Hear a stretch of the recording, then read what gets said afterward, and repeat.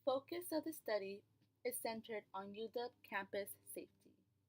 How well does UW keep its students safe?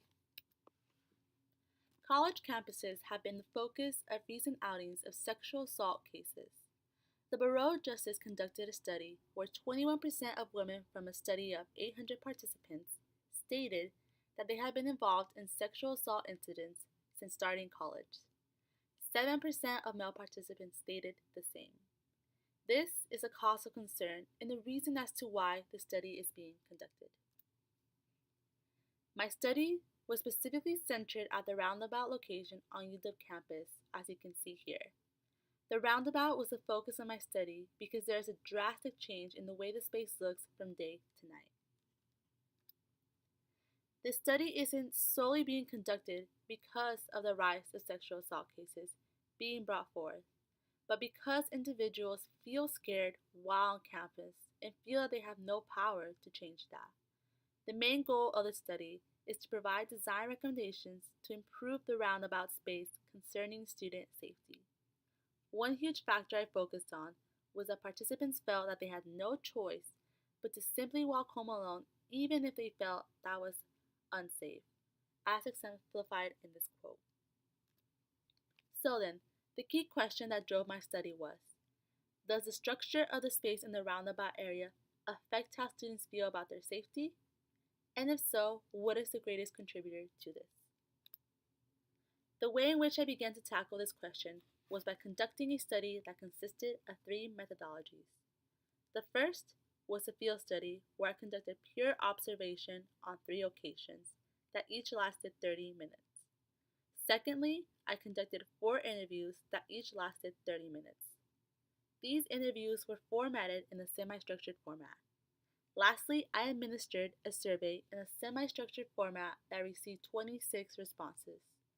For all 3 of these methodologies, my target audience stayed the same, which was UW students who frequently walk by the roundabout area about 3 to 4 times a week. From these methodologies, I conducted different ways of analysis. For observations, I first sorted through my data by conducting affinity analysis. After that, I organized my data with a thematic analysis. For my interviews, I recorded each interview and proceeded to transcribe each one. After that, I cleaned up my data through thematic analysis. Lastly, for my survey, I conducted statistical analysis.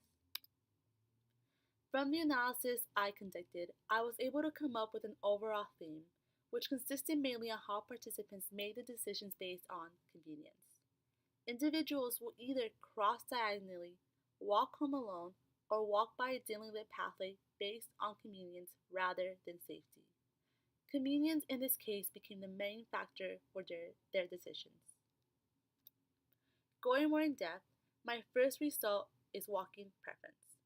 Participants stated that they had a low preference for using transportation methods like Lyft or Uber, but instead said that they preferred walking alone as shown in this bar graph. In looking at their reasoning behind why they preferred walking alone, a large majority of them stated that this was done more on the basis of convenience. Individuals stated that it was easier to just walk home alone even if it wasn't the safest option. Because of this result, I am suggesting that the UW leverage the capability of the night ride. Many of my participants stated that they didn't even know the night ride existed, so I am recommending that 1. Signs be put up around the roundabout area indicating the space as a pickup location. And secondly, linking the mobile app, as shown here, to the physical location by having times listed at the roundabout area of when the night ride will be arriving. This will aid in opening up safe transportation options for students so that they don't feel constricted in only being able to walk home alone. My second result consisted on the idea that participants had a variation on whether they felt the roundabout area was dimly lit, as indicated by the bars in the high section here. This result shows that an almost equal amount of participants stated that the roundabout area was dimly lit, as shown in the blue, or not dimly lit, as shown in the orange. Yet, There was a high consensus of individuals that stated that yes, the roundabout area is dimly lit, as shown in the blue, and that when in these dim places they feel anxious. Because of this, I am recommending that the UW take action in implementing a better lighting system in the roundabout area. There should 1. Be more lampposts distributed around this area, and 2. A way to either brighten or dim the lighting in this area depending on the time of day or how the user feels when in the space. By doing this, the UW will decrease anxious feelings and allow its students to have more power in their hands concerning their safety. My final result finding was participants indicated that they performed safe walking tactics more often by looking both ways, as shown in the gray section here, when they were crossing the street.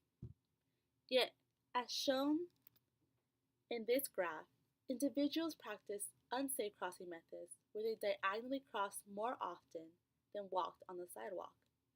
This decision was made mostly based on convenience, because walking around is tedious and crossing diagonally saves time. Because of this, I am recommending that the UW implement more proper crossing sections by using color to signify a zone that can be crossed, as shown in the images here. Additionally, more signs should be implemented showing where a pedestrian crossing is available. By doing this, UW will increase the opportunity for students to practice safe walking methods. Some future research that can be conducted to strengthen these design recommendations are to conduct a survey with a larger participant pool so as to gain a better ratio of male versus female responses.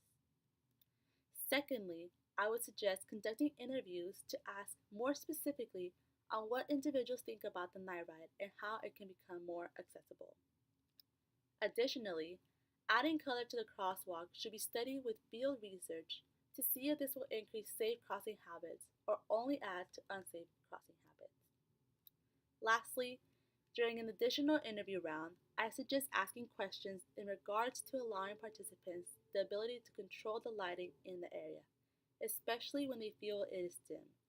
This will help understand if this type of lighting system will add to individuals feeling safer and more empowered.